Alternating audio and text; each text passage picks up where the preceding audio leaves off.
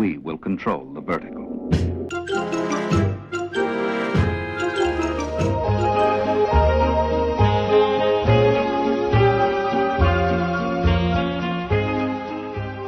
Welcome to Anthologic, the TV anthology podcast. I'm your host, Mark. Anthologic is a podcast dedicated to exploring the good, the bad, and the odd of horror, sci-fi, and mystery suspense anthology TV series. And tonight, on episode 3, we will be doing our first episode of The Twilight Zone. Now, The Twilight Zone, I'm sure we're all familiar with this series. It probably is considered the benchmark of TV anthology series. It's still talked about. It's got a certain power that it's perennial and never goes away. Now, it's kind of interesting. I've been reading up a fair bit about The Twilight Zone, and I came across a book, well, several books actually, but one book by Rod Serling where he sort of retells some of the Twilight Zone episodes, and there's some details in there written by his daughter, Anne Serling, where she talks about his final interview, where he's a fairly modest fellow. He doesn't think of himself too highly, it would appear. He actually used the phrase in his final interview that he felt his writing was momentarily adequate.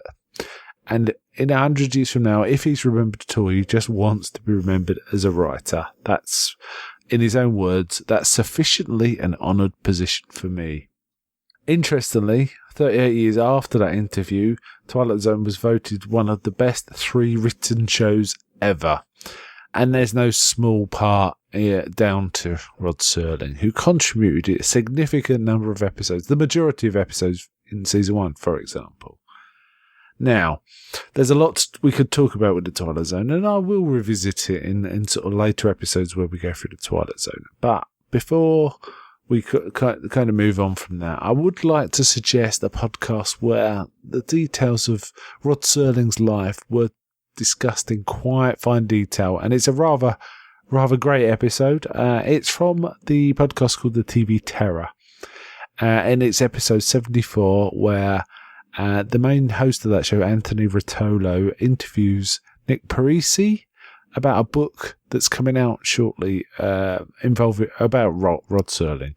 It's called Rod Serling, His Life, Work and Imagination. So if you want to catch that episode, the probably easiest way to go to the TV Terror website, which is tvterrorshow, all as one word, .com, and download it yourself. It's a really fascinating sort of listen. The interview, the back and forth, is talking about the various details about Rod Serling and his work. Not just Twilight Zone, but before that too. So it's a really good listen. Go away and have a listen to that at some point. Stephen King talks about the Twilight Zone in his book Danse Macabre, and he notes how it ran from 1959 to 1965. All the sort of significant events that occurred in it. I mean, there are many. King talks about it's it was during a period with the growing involvement of Vietnam, that kind of specific issue, the rise of the Beatles, and King notes how it's indelibly linked to the budding of the 60s. And if we think further on, there's even more stuff. For example, the shooting of JFK, and the rise of other sci-fi shows that have been maintained as perennials. For example, Doctor Who in the UK, that kind of thing. King notes how Serling grew up with other screenwriters that went on to produce some rather magnificent work, such as Paddy Chayefsky and Reginald Rose. And those are very high quality writers, as is Serling. And it's this kind of quality that sometimes when this age is looked back on, this sort of era of TV, it's often referred to as golden age, but mainly it's through the likes of certain individuals, including Rod Serling, indeed. And King also notes that Serling it seemed to be that TV was Serling's natural home. He never kind of evolved too much past that. He did write some features. For example, he wrote Planet of the Apes. That's probably his most famous. But TV is always kind of associated with Serling's best work, it seems to be. interesting. What's the groundwork? What's the origins? What's the influences of the Twilight Zone? It's like everything else is influenced by the Twilight Zone, but Twilight Zone had its own influence in time. I mean, to my mind, it seems like, to me, possibly the pulp comics of the earlier decades may be an influence. You can kind of feel in some of the stories the influence of things like Weird Tales and Amazing Stories and stuff like that. And there was also a show a few years before the Twilight Zone that had a very similar format, short episodes, anthology series, and that was science fiction theatre, which I'll be covering at some point. So these were perhaps the influences on the Twilight Zone. Serling had, if you go back and listen to that interview on TV, as I say, on TV Terror, you'll get a bit more on this, but Serling had these problems sometimes with censorship, and this wasn't specifically censors that were stopping him get stuff out. It was sponsors. Sponsors would not like certain subjects tackled. For example, the South wouldn't like anything with a racial aspect. They just did not want to deal with that. So Serling would write quite good pieces of work, but not be able to get an outlet for them. And Serling knew well enough that some of his stuff, some of the issues he was dealing with, he could repackage, repurpose, and rebrand under a sort of sci-fi fantasy heading, and slip it past. People weren't too bothered when it wasn't so obvious, I think. It's interesting how later shows, such as Star Trek and Gene Roddenberry, had a similar sort of ideas and sort of tried to sip things through. But Serling was doing it first, or certainly earlier than that. Now, the Twilight Zone is kind of an interesting thing. It's if you consider other shows, they've got certain hallmarks. The Outer Limits I talked about a few weeks back. It had its certain way of always having a certain monster called a bear. It used quite startling, noirish kind of film techniques to sort of establish its mark. But Twilight Zone was a different kind of thing. What it was really concerned with, the Twilight Zone, was examining the human condition. It was looking at human strengths, human weaknesses. Loneliness was often sort of a subject, but there were other aspects of that, prejudice and so forth. And the Twilight Zone would tackle these kinds of subjects. You also see the Twilight Zone often imitated, I'd say. For example, as I've already said, it's kind of messages it kind of had built into the stories. We kind of saw in the likes of Star Trek. Its form was imitated over and over, and we're talking about the likes of the Outer Limits, Tales from the Crypt, Tales from the Dark Side. They're all kind of using that sort of Twilight Zone sort of structure. Season 1 of this show had 26 episodes, but in fact there were 156 in all. It ran for several seasons. Most of them seasons, I think there were 5 seasons in all. It was a half-hour show, which was actually, if you cut the adverts out, more like 25 minutes or so. Except for season 4, where it went to an hour format. So, interesting show. And as I say, we'll be coming back to the Twilight Zone over and over again. And I'll also kind of elucidate certain points about Serling's career and life, and specifically around the Twilight Zone, with each episode on this, I think. I'm not going to try and cram too much into this one, because that would be just the whole show about the Twilight Zone, which is not what I want to do. I want to talk about episodes. Now, the pilot of this show was called Where Is Everybody? There was another one intended to happen before this, but it was felt to be not quite suitable for sort of public consumption, certainly not as a pilot. So Serling came up with this one, Where Is Everybody? As I say, written by Rod Serling, directed by Robert Stevens, and we also had the famous music here from The Off, composed by Bernard Herrmann, the man who often composed for Hitchcock, famous for the likes of Psycho and so on, and in later life, some soundtrack to Taxi Driver. Very famous film and TV composer. And it aired for the first time on the 2nd of October 1959. Now, I did manage to pick out some footnotes about this. I got a book that was put out by Rod Serling called Stories from the Twilight Zone. And this book had an introduction by Anne Serling, his daughter, who made a note that this specific episode, Where Is Everybody, was inspired by sort of a few things in Serling's life. He was kind of intrigued at the time by articles in the magazine Time about isolation experiments on astronauts in training, and that kind of involved part of the sort of influence for this story. But there was also a story recounted where he was walking through an empty studio lot and there were signs of a community and stuff happening, but there was literally no one around. And it made him wonder what it would be like to be left in a city with no inhabitants. There's also another side story that Serling recounted where he actually got stuck in a phone booth and thought he was trapped, but in fact it was just more a case he was trying to push the door where the door had to be pulled open. He didn't understand the mechanism and he felt trapped, and he was kind of calling out to people and getting quite agitated in there before he realised it was just he'd got it wrong. And there's a little piece of the story where something very similar happens to the main character. Now, Serling originally really liked this script. He was very happy with it, but as time went on, he felt it didn't age well. He kind of wanted... He didn't think it played so well. He was kind of the lone person just talking to themselves, monologuing to themselves all the way through. It didn't quite work for him. He kind of had worked out different ways he would have done that, such as the character thinking there's someone there and him starting to talk to them, which he kind of does a bit in this one, but Serling wasn't quite happy with that. To be honest, though, I find it very difficult to see how else he could have done it, really. He was kind of not happy about the constant monologuing, though.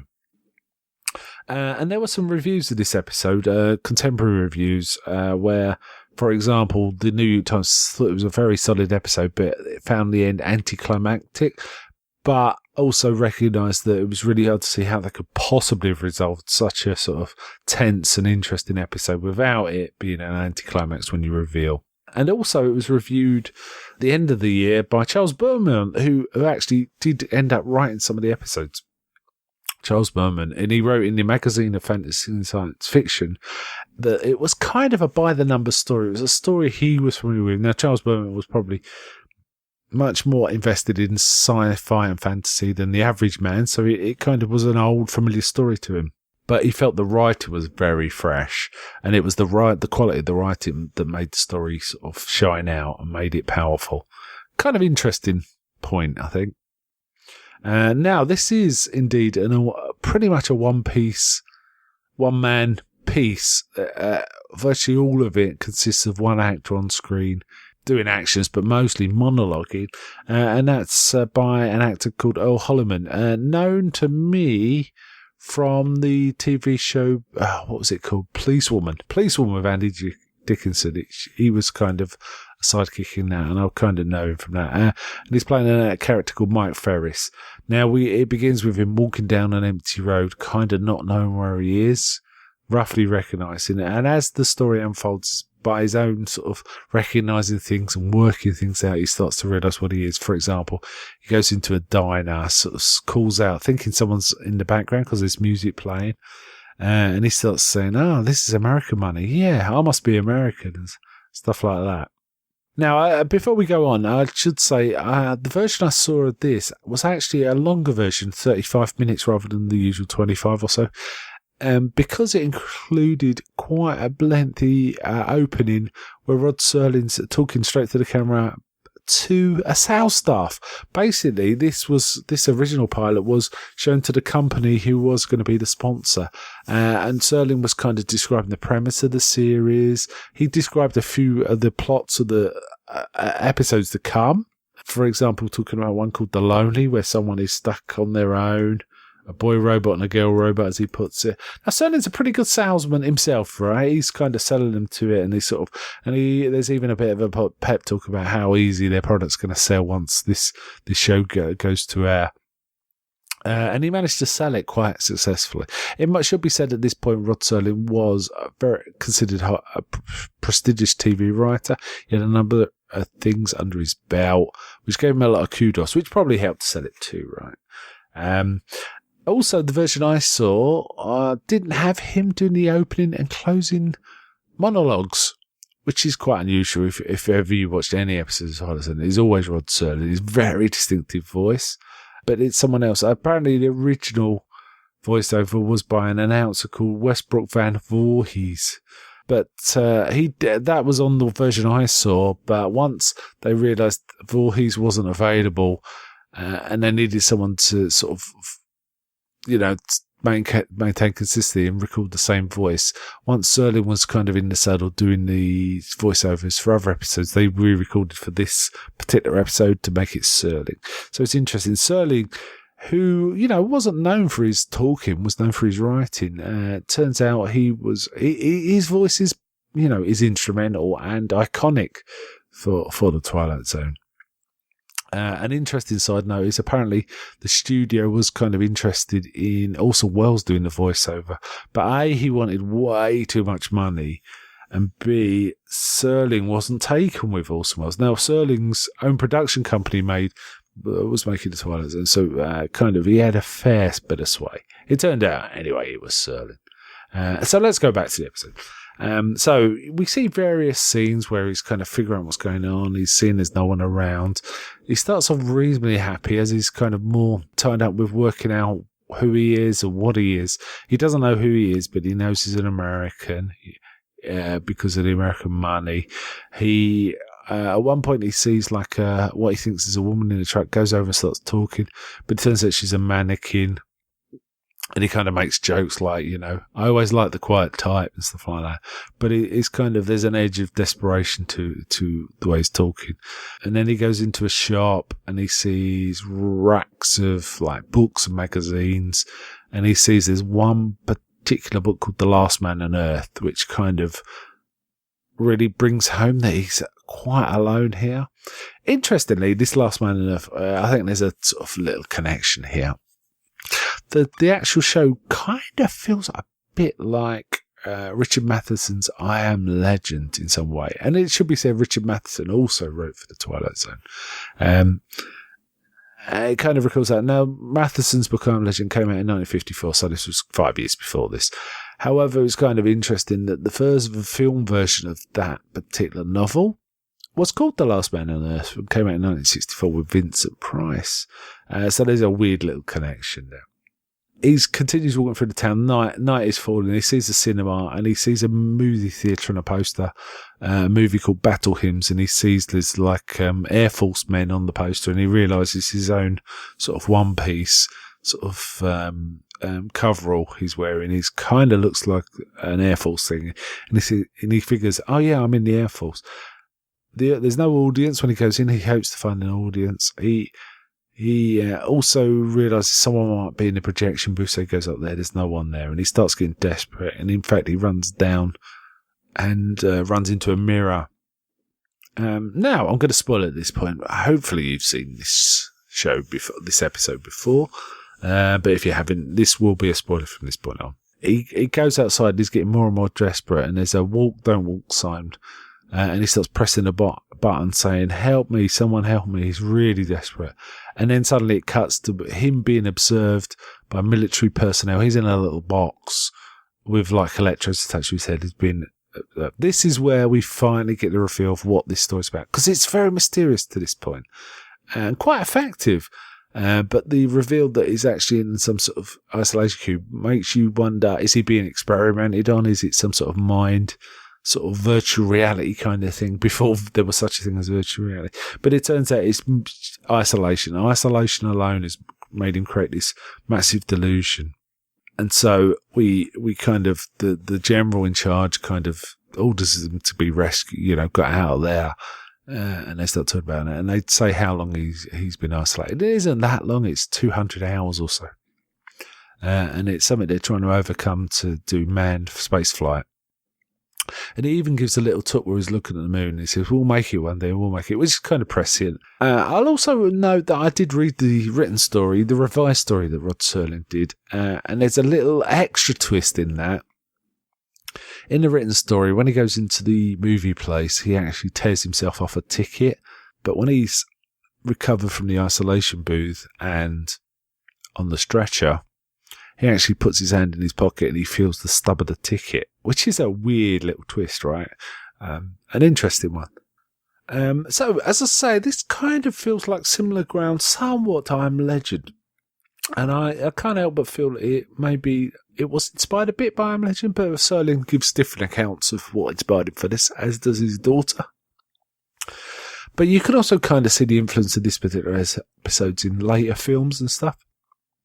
It reminded me, for example, quite strongly of a film from the mid-80s called The Quiet Earth, where a man wakes up and finds himself all alone. It's also reminiscent of a Stephen King story, The Langoliers, a written story and a TV miniseries about people finding themselves all alone at an airport and trying to figure out what's going on. And the various iterations of I Am Legend kind of have a similar feel too, so that's kind of interesting. So, not a bad opening episode, so I'd say it's pretty solid.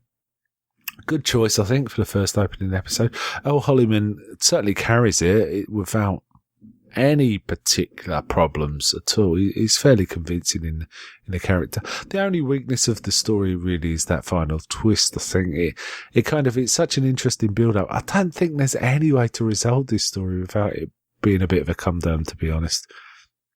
But not a bad one at all. Right, yeah, so not a bad entry there. I'm kind of looking forward to getting more into the Twilight Zone.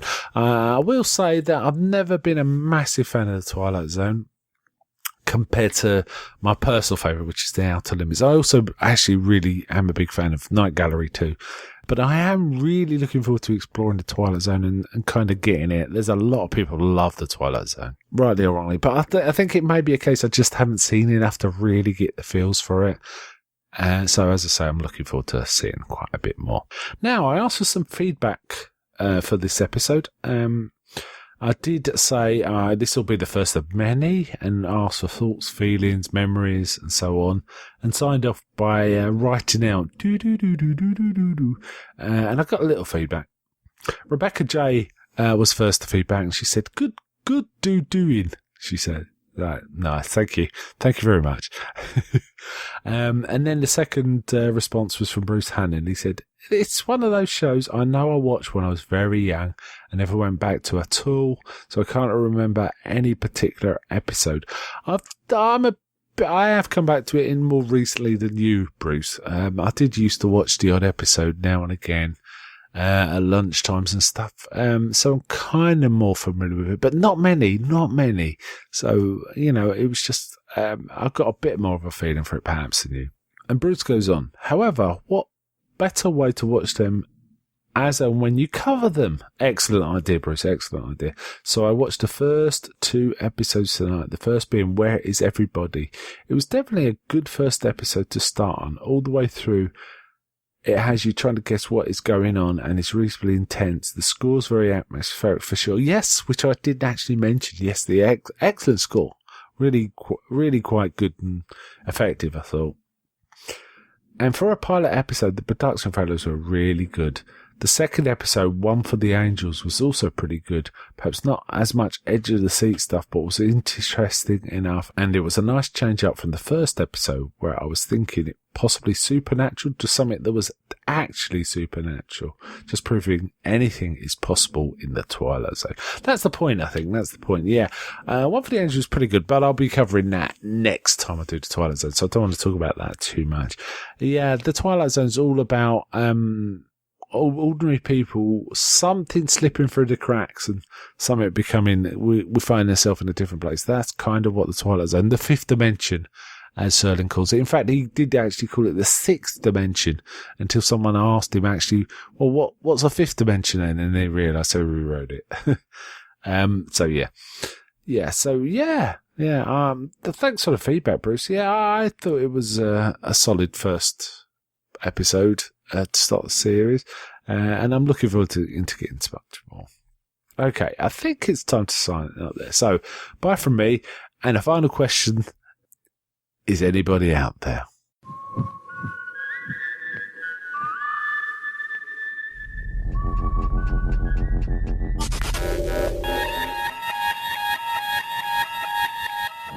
We now return control of your television set to you until next week at this same time, when the control voice will take you to